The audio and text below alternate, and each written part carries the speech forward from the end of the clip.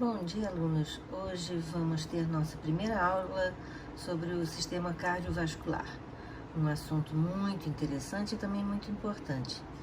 Vocês vão encontrar esse assunto nas páginas 718 a 721 do seu livro-texto. Então, vamos começar?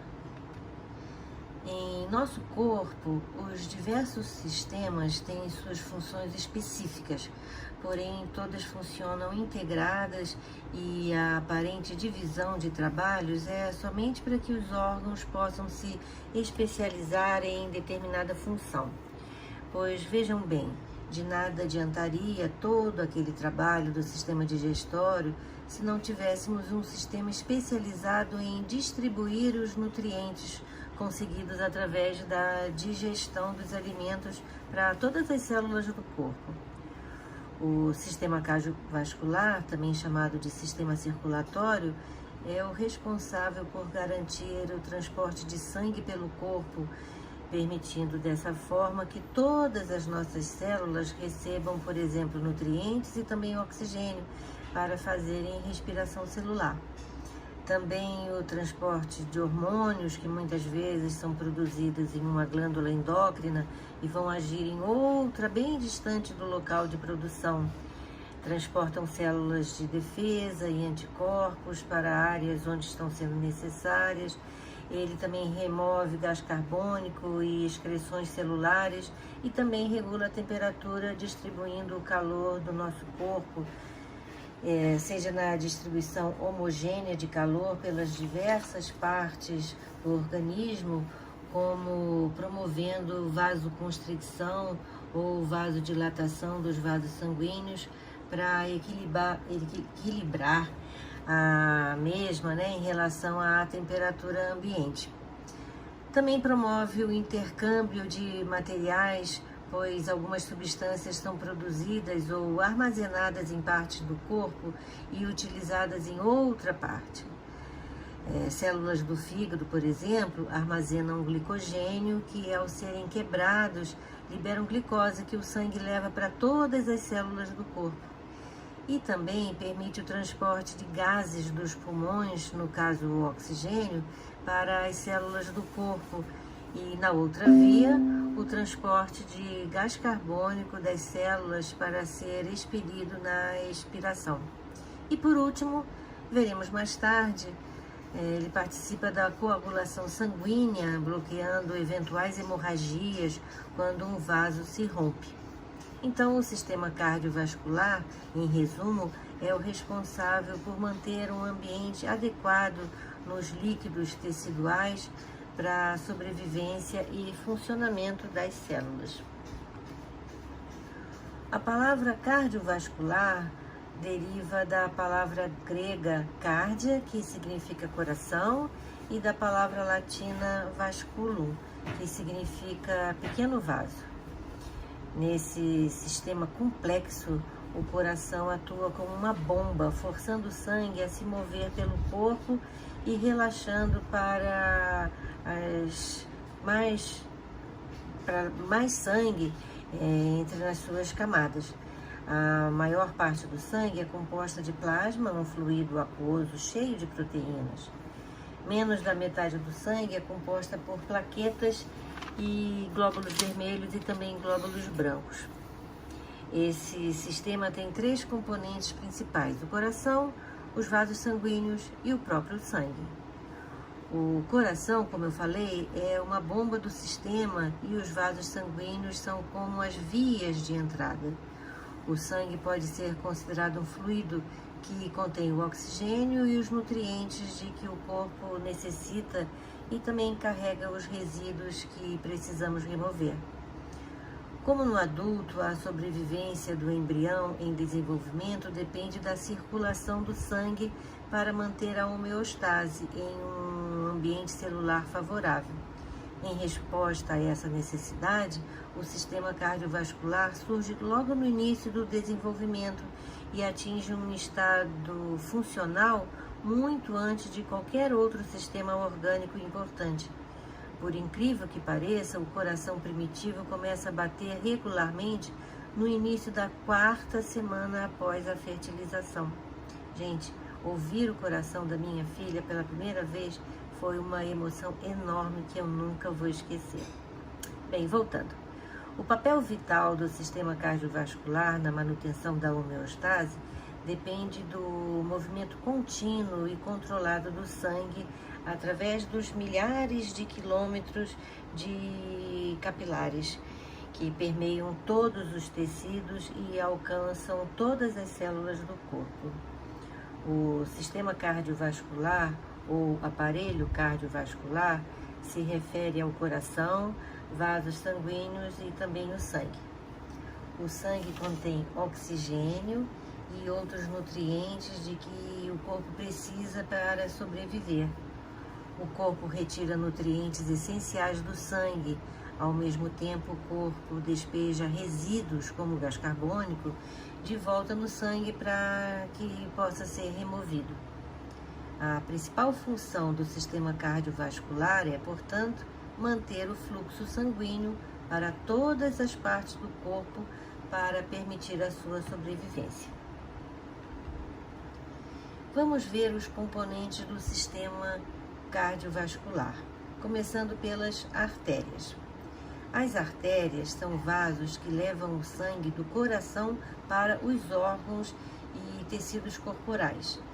Elas apresentam parede relativamente espessa, constituída de três camadas de tecidas, denominadas túnicas. As artérias que partem do coração se ramificam progressivamente em artérias menores, atingindo todas as partes do corpo.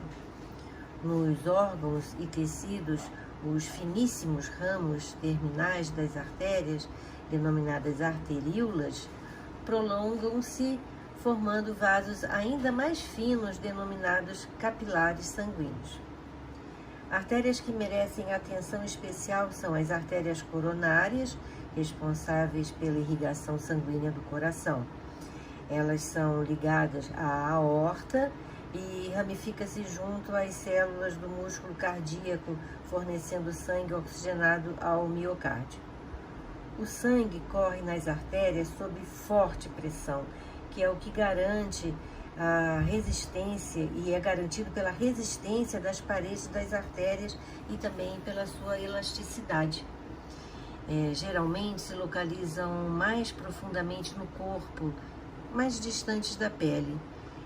Seu diâmetro varia de 3 centímetros no caso da aorta e menos de 1 milímetro de dimensão das ramificações capilares. As principais artérias do corpo são a aorta, que sai do coração levando sangue oxigenado para o corpo todo, a artéria pulmonar, que parte do coração em direção ao pulmão, levando sangue venoso para que lá ocorra a hematose, as artérias femorais, que são prolongamentos da aorta, havendo uma artéria femoral em cada perna. Usamos a cor vermelha para representar as artérias nos livros e nos atlas anatômicos. Representadas pela cor azul, as veias são vasos que levam o sangue de órgãos e tecidos de volta ao coração, estão promovendo o retorno da circulação sanguínea. As veias apresentam válvulas em seu interior, cuja função é impedir o refluxo de sangue, garantindo então sua circulação em um único sentido. Outra diferença entre veias e artérias é que nas primeiras o sangue flui por contração de suas próprias paredes, e sim pelo movimento dos músculos esqueléticos próximos a elas, que se espremem, fazendo o sangue fluir em seu interior. Então imaginem que vocês estão contraindo e relaxando as panturrilhas. O que estão fazendo? Nada mais do que possibilitando a circulação do sangue dentro das veias das pernas. Então, como eu disse, o sangue flui não por contração de suas próprias paredes, como o que acontece nas artérias. Nas veias, o sangue flui sim pelo movimento dos músculos esqueléticos que estão próximas a elas. As células, por sua vez, eliminam o líquido tissular gás carbônico e excreções decorrentes de seu metabolismo, a maior parte do líquido que sai dos capilares e banha as células é reabsorvida pelos próprios capilares, reincorporando-se ao sangue. Assim, ao passar pelos capilares dos tecidos, o sangue banha as células, tornando-se mais pobre em nutrientes e em gás oxigênio, e mais rico em gás carbônico e em excreções diversas. No ponto de conexão entre uma arteríola e um capilar, há uma célula muscular lisa enrolada no vaso sanguíneo, que é denominada esfíncter pré-capilar. Quando esse esfíncter unicelular se contrai, a passagem de sangue para o capilar é diminuída ou bloqueada, e desse modo o organismo regula o suprimento de sangue que vai para os tecidos. Então vejam aqui nesse esquema, usando as cores vermelha e azul, a representação do caminhar do sangue rico em oxigênio através das artérias e capilares arteriais, e depois em azul o sangue rico em gás carbônico caminhando pelos capilares venosos que se unem para formar as vênulas e depois as grandes veias. A passagem de gás carbônico do sangue para os pulmões e a passagem de oxigênio dos pulmões para o sangue ocorre por difusão simples, sem gasto de energia, que falaremos mais tarde.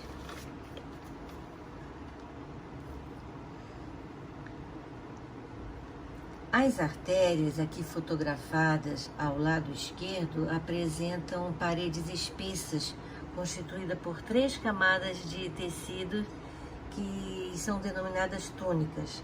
Internamente, as artérias são revestidas por tecido epitelial, formado por uma camada de células achatadas, o endotélio ou túnica interna. A camada intermediária da parede arterial, denominada túnica média, é formada por tecido conjuntivo elástico e tecido muscular liso. A camada mais externa, chamada de camada adventícia, é constituída por tecido conjuntivo fibroso. Quando a musculatura da parede arterial se contrai, seu diâmetro interno diminui. O relaxamento da musculatura arterial, por outro lado, leva ao aumento do diâmetro interno da artéria. A contração e o relaxamento da parede das artérias permite controlar a pressão do sangue que circula em determinada região do corpo. Já a parede das veias também são constituídas por 3 túnicas, correspondentes às das artérias. Entretanto, as túnicas média e adventícia das veias são menos espessas do que suas correspondentes arteriais. Vejam aqui nesta foto uma veia do lado direito da tela. Vejam aqui nesse esquema representando as artérias em vermelho e as veias em azul. Arteríolas, vênulas e capilares sanguíneos a gente pode classificar conforme o diâmetro do vaso. Vejam que a camada mediana das artérias é muito mais espessa do que das veias, fazendo com que sua luz seja menor. Então aqui a camada intermediária e a luz do vaso. E também a outra diferença é a presença de válvulas nas veias que não se vê nas artérias. Então as veias possuem válvulas impedindo o refluxo sanguíneo e as artérias não têm. Agora nós vamos falar sobre o coração. Esse músculo maravilhoso denominado miocárdio, que se contrai 100.000 vezes ao dia, enquanto empurra o sangue através dos vasos sanguíneos. À medida que se contrai, o coração força o sangue para a corrente sanguínea e daí para todo o corpo.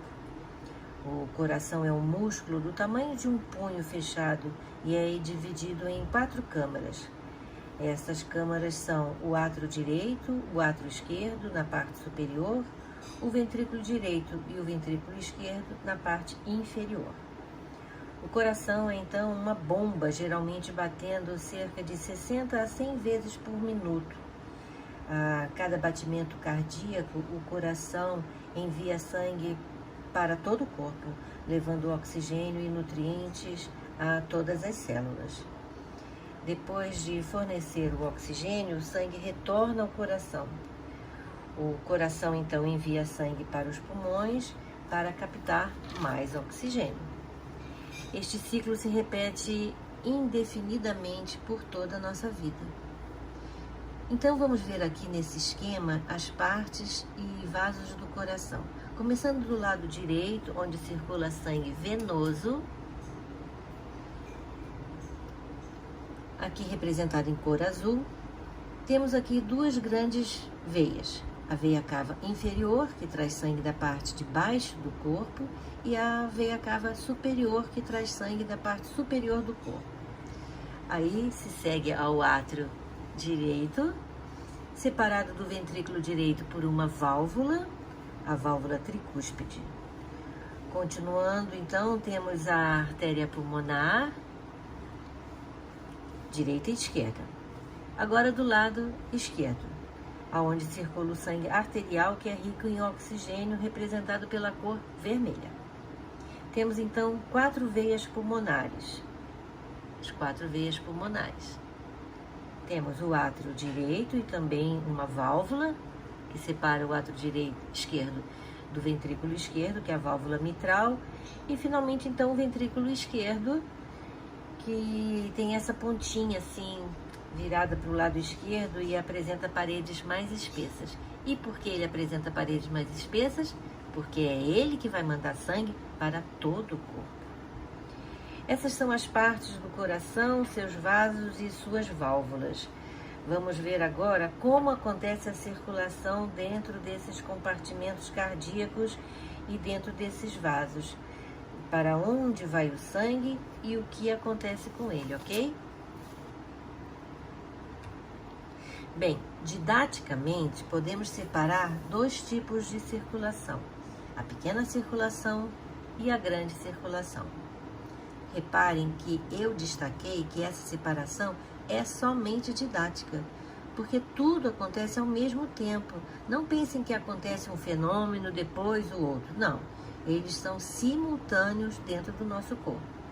Então, a pequena circulação, também chamada de circulação pulmonar, acontece quando o sangue venoso chega ao átrio direito pelas veias cavas superior e inferior. Nesse momento, o átrio direito se encontra em diástole, que, já adiantando o termo, é quando a câmara cardíaca está relaxada.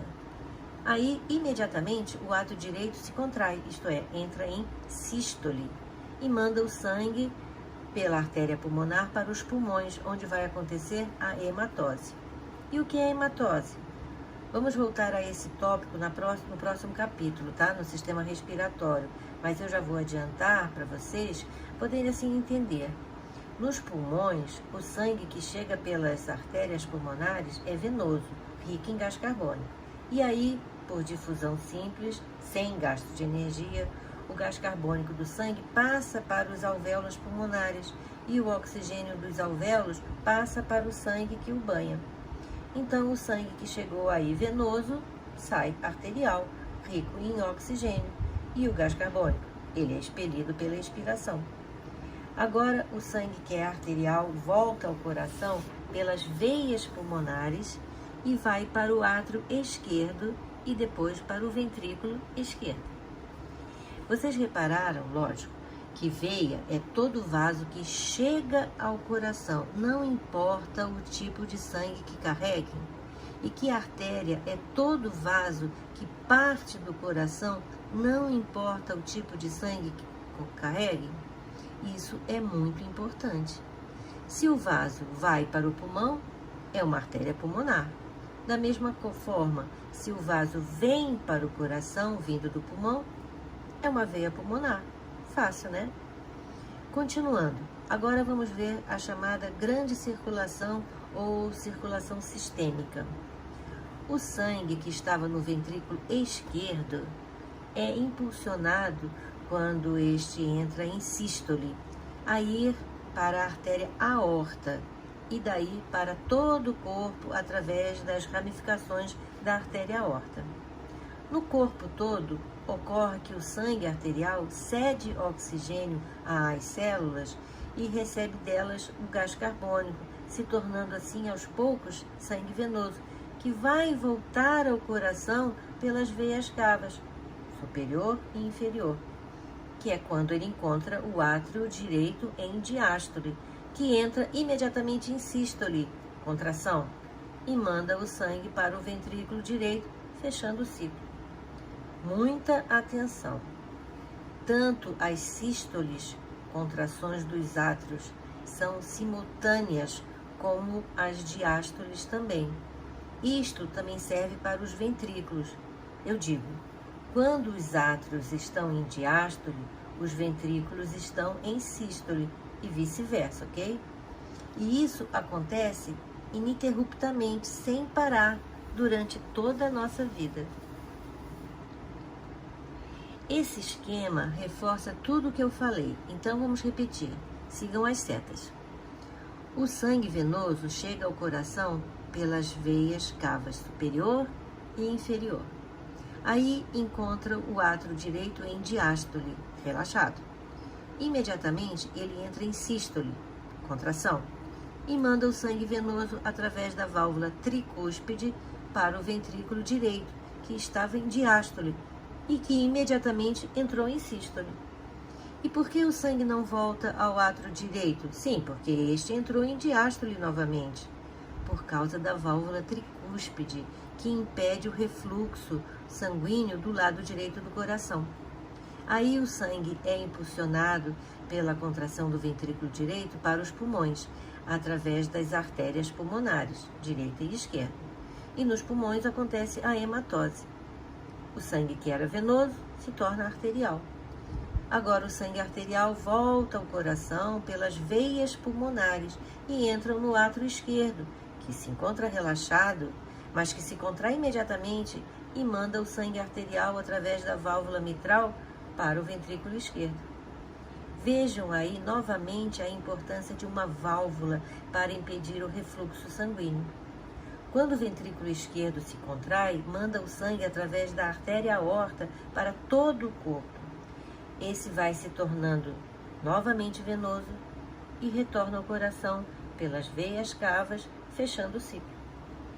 Eu não falei porque não tinha aqui nos slides, mas para impedir o refluxo do sangue nas artérias pulmonares e também na artéria aorta, temos válvulas ou valvas, chamadas de válvulas semilunares, as duas, ou válvulas pulmonares e válvula aórtica, respectivamente. Vamos assistir esse vídeo que resume mais uma vez a circulação do sangue no nosso corpo. Eu vou ficar em silêncio para vocês poderem prestar bastante atenção, ok?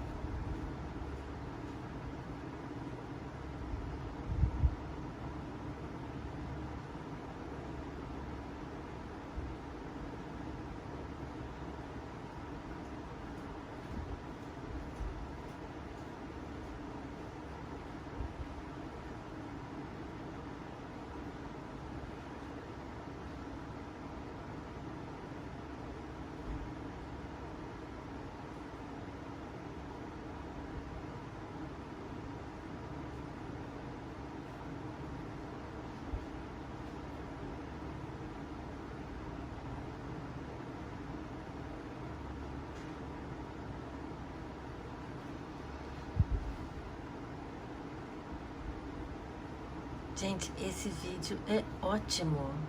Muito, muito explicativo mesmo, muito bem feito.